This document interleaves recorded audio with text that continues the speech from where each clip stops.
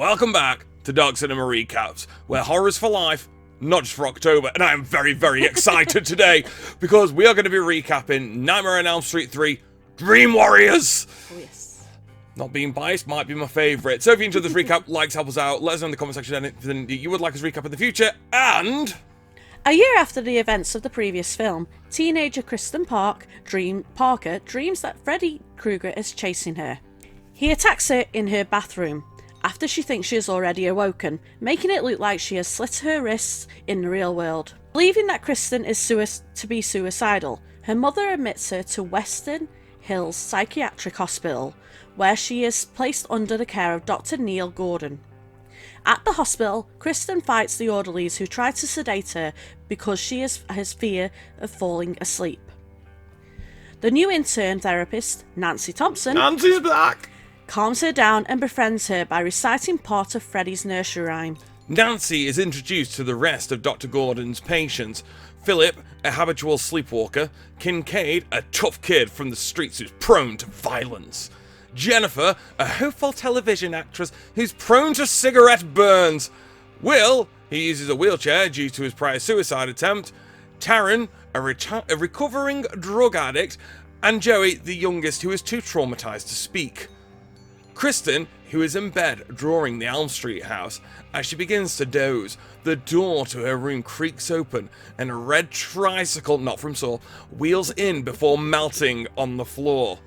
She edges out of the room and finds herself back in the house. A stale, barbecued pig with an apple in its mouth is on the table. Flies buzz around it before it leaps out at her. Kristen explores as a lump appears under the carpet and gashes in the walls. A huge fucking Freddy snake bursts out the floor and begins to eat its way up Kristen's body. That is brilliant. She screams for Nancy, and we see Nancy startled from her sleep. She looks at Kristen's model, which she has taken home with her, and hears Kristen scream again. Nancy passes out and falls through the chair to find herself in Kristen's dream.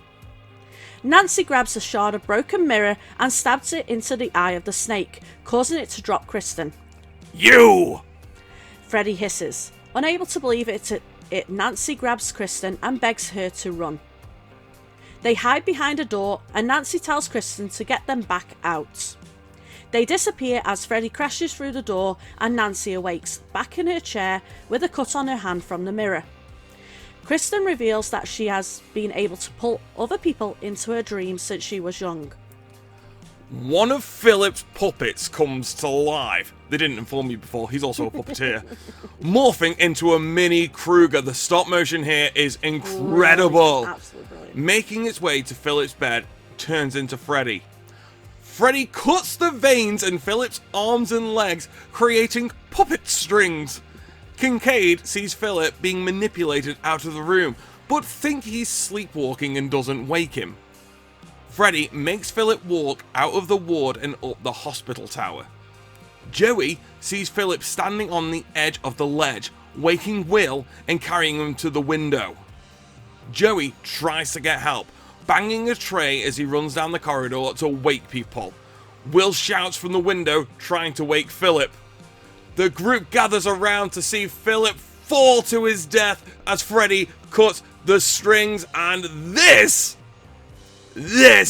may be my favourite kill in the Nightmare franchise. It is a really, really cool kill, especially since they couldn't do anything about it. It was just, There's no way they could do anything. These kids aren't normal meatbags either. They're genuinely trying to help each other. And they've got the feelings as well for him. You don't actually want to see him die. When you see Philip just walking, it's just... It's like he's doing a poor Spider-Man impression. And just like getting dragged. Oh my god, it's amazing. I may have a bit of a hard-on for that kill, but fuck me, it's creative, and I absolutely love it. Jennifer finds a cigarette, lights it, and then burns her hand to keep herself awake. She flicks through the channels, stopping on Dick Cavet's show, which has Zazie Gaber as a guest. After a few minutes, Cavet suddenly turns into Freddy and attacks Gober, after which the signal cuts out. Screams and a rhyme can be heard as Jennifer goes over to the TV. Arms burst out of the side of the television and grab Jennifer before Freddy's head emerges from the top. Freddy shouts, "Welcome to prime time, bitch!" before fatally ramming Jennifer's head through the screen. I don't know which kill I love more! That is a brilliant Like, one. this film! It's just so cool. It's so creative with love every it. single kill. It's not just, oh, he's coming out with knives. It's not and just slashing. like fingerknives slashing, No. or in the second one where they go on. We'll talk more about that at the end, but my god! Prime time, bitch! And, fun fact, Robert Englund, because he is a legend, he threw that line in on his own. That was not in the script. In the next group session, Nancy reveals to the remaining patients that they are the last of the Elm Street kids, the surviving children of those who banded together and burned Krueger to death many years ago. Dr. Gordon sets off a perpetual motion device, and the ball bearings break away and float around the room, revealing that they are actually dreaming despite initial appearances. Neil struggles to believe till Will stands up. In his dreams he can walk and is the wizard master. Kristen is able to backflip and somersault in her dreams. Her dreams are shit. Kincaid is super strong and Taran is beautiful and bad. Joey is in his room with the nurse. She asks him to unzip her uniform, revealing that she is topless underneath. Asking if he likes her body, Joey nods enthusiastically. She pushes him back to the bed and kisses him, before biting his tongue and pulling it from his mouth. Tongs are used to bind Joey's wrists and ankles, and the nurses are revealed to be Krueger. Feeling tongue-tied, he asks, the mattress disappears to reveal a hell pit. At this moment, the others realise that Freddy is close by and he has Joey. The room morphs into a boiler room, despite Kincaid's attempts to stop it. The screams alert Dr. Sims, who is not happy. Joey is on the floor, seemingly in a coma. Nancy and Neil are relieved of duty. A nun named Sister Mary Helena tells Neil that Freddy is the son of a young woman on the hospital staff who was accidentally locked in a room with hundreds of mental patients and who was forced upon continually. She explains that the only way to stop him is to lay his bones to rest. He and Nancy ask her father, Officer Donald Thompson, where the bones are hidden, but he is uncooperative. Nancy rushes back to the hospital when she learns that Kristen has been sedated. Neil stays behind to convince Donald to help them. Nancy and the others engage in group hypnosis to reunite with Kristen. Kristen is back in her bedroom working on the model house as she was the night of her suicide attempt. She is surprised as her mum bursts in and the night repeats itself. She gives her mum a huge hug, telling her that she's had a terrible dream.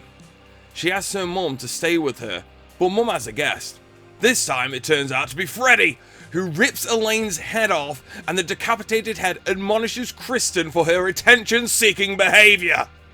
Freddy tries to stab Kristen, but she uses her gymnastic skills to evade him.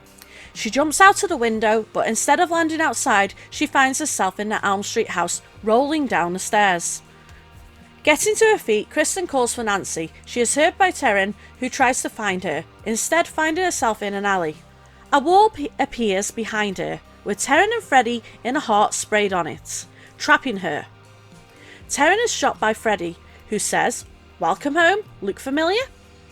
Terran uses flick knives to fight Freddy, stabbing him in the stomach. Freddy asks her, "Why are you fighting when they are all friends?" and holds his hands up to reveal syringes of blue liquid instead of blades. Terran backs away as the injection marks on her arms begin to suck. Freddy plunges both sets of syringes into Terran, throwing her aside dead. "What a rush," he declares. Will finds himself in a long passageway. He calls out for the others, hearing Freddy laugh. He turns to find a wheelchair. Freddy invites him to sit, reminding him he will be back in it when he wakes up. The chair chases Will, causing him to fall. He calls on his wizard master powers. Rising to his feet, Will shouts, "In the name of Lorik, Prince of Valves, demon be gone!" and blasts Freddy with green light. He runs towards Freddy, who grabs him, saying he doesn't believe in fairy tales. He plunges his blades into Will's chest, killing him too. Kristen continues to search for the others, finally finding Nancy.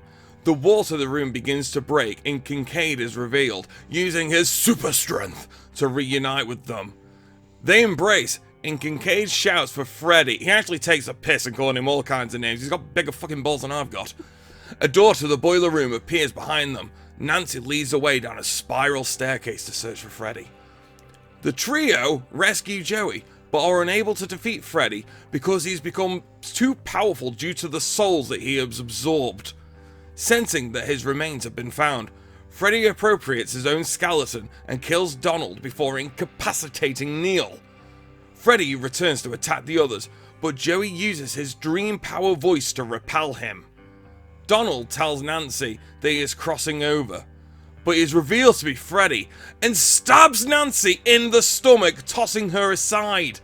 Freddy, believing that Nancy is dead, comes upon Kristen in order to kill her, but a still alive Nancy stabs him with his own glove.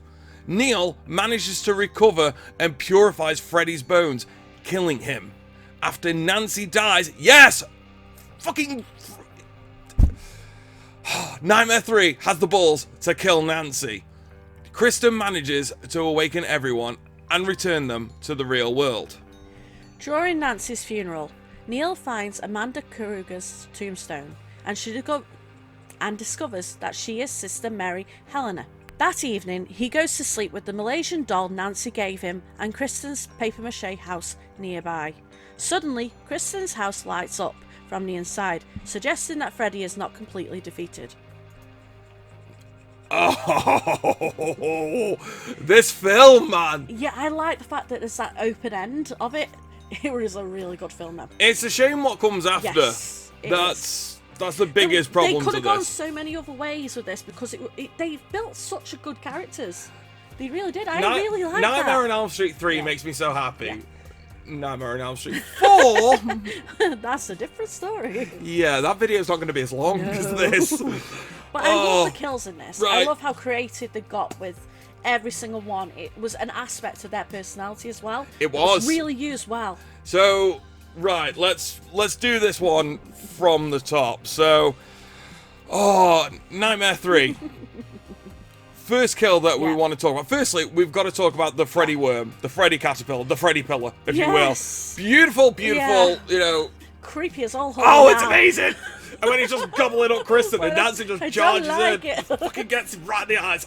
Pow, right in the kiss. It's gooey, and I don't like gooey. And then he looks like, yo! Yeah, fucking Nancy's back, bitch! I've got new ones, so I don't need you anymore. Oh, fantastic. I fucking love that.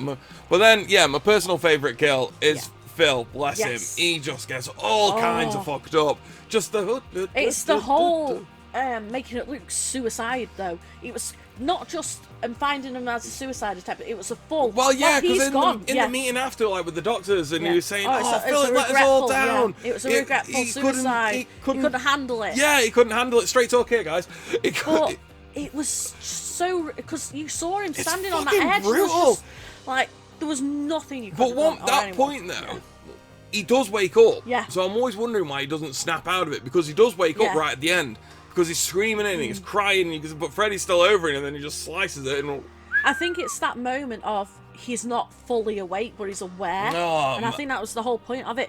Because he was a sleepwalker, it was that not fully aware of him being awake and couldn't stop what was actually happening to him. And possibly then we have the most quotable kill in a horror film. Welcome to prime time, bitch. Fucking love it. It is.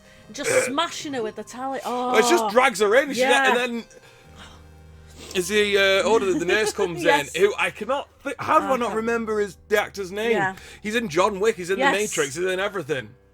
He's in that show that you watch with the history stuff. Lawrence Fishburne. Yes, there you go. A young Lawrence Fishburne. And walks in and she's just hanging out the TV. Like, it's such a sick scene. All of these kills, every kill that Freddy does, there is in no this way, film. Yes, in this film. Every kill that he does in this film, there's no way they could look natural. The only one that really looks natural is when he's full of... Well, I don't think it's like the most boring... The TV, I don't think she's thrown herself across the room, straight at the tally. On my head, son. And the only kill that I'd say is a bit shit is probably Neil's. Because he does all his Wizard Master stuff. And it's, and then he just literally like, says, I don't believe in fairy tales. Yeah. That's it. Just gets absolutely fucked. I don't deal with wizards, here you go. And Kristen, bless her. Oh, I love Kristen. Patricia Arquette in this film and is incredible. But I would have gymnastic skills. It just tickles me. Of all things to all have, things if you could could think have. of anything for your dream warrior power, I'm going to be a gymnast. Terrence was brilliant as well, because she was like, I want to be beautiful against another and deadly. Like, just be more creative. It's fine. But her death as well, being a recovering drug addict and getting killed by an overdose, fucking savage. That was savage, especially when you've got the injection marks sucking. Oh because yeah, you with the wanted big more and more and more, and that really pushed that whole.